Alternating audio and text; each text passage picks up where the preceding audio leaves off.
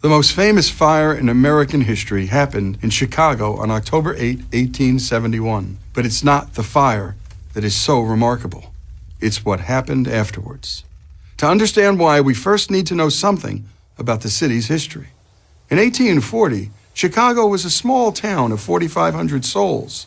It ranked 92nd in population in the United States, yet only 3 decades later, by 1870, just a year before the Great Fire, Chicago was closing in on a population of 300,000, making it the 5th biggest city in America and the fastest growing city in the world.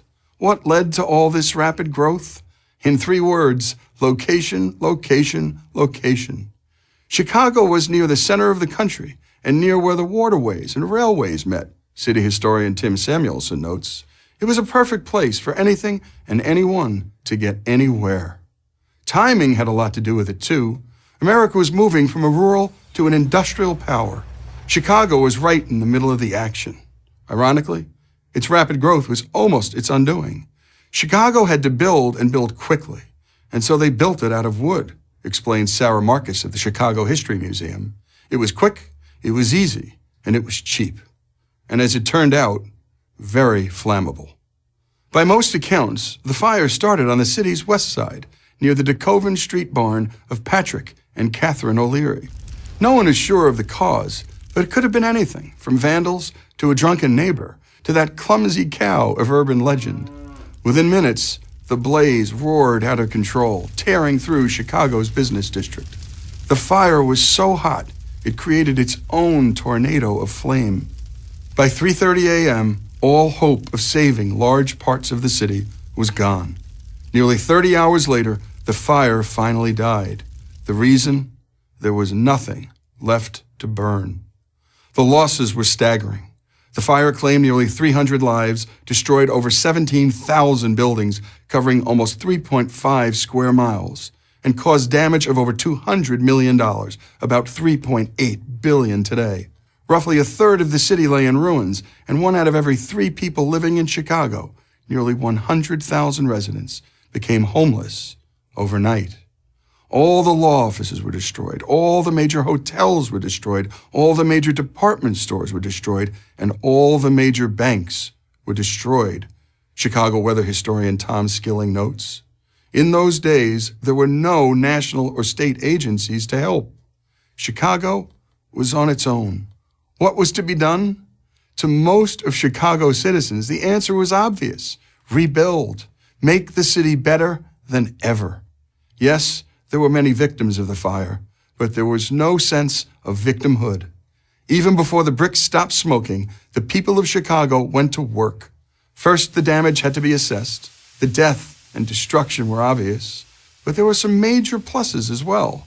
The stockyards and meatpacking plants had been spared. 2/3 of the grain elevators survived. And most importantly, the railway and rail stock escaped major damage. This was critical because it would allow shipments of building materials and private relief aid to come pouring in from across the country and around the world.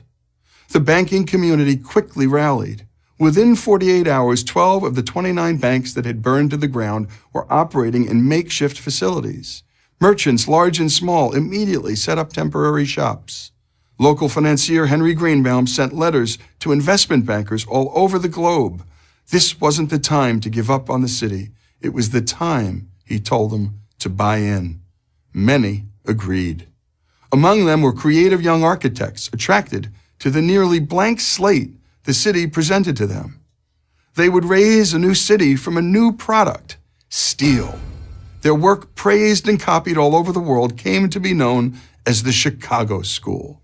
By 1890, only 20 years after the fire, Chicago's population passed the 1 million mark, becoming the 2nd biggest city in America. The population had more than tripled since the Windy City's darkest night. Why is this all important to know? Because the government didn't rebuild Chicago.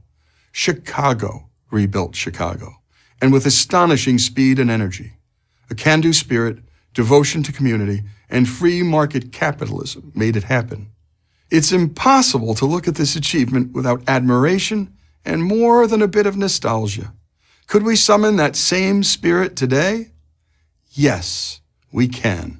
But only if we proudly retell stories like this one that remind us the greatness of America is not a product of government, but a product of self-government, empowered citizens pursuing their own best interests.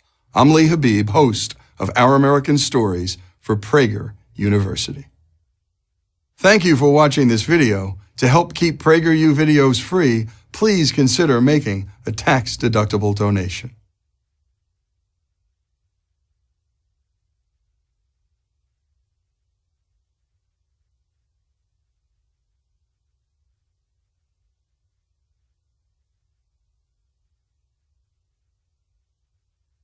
If what I am about to tell you is true, almost everything we most treasure, freedom, beauty, reason, the family,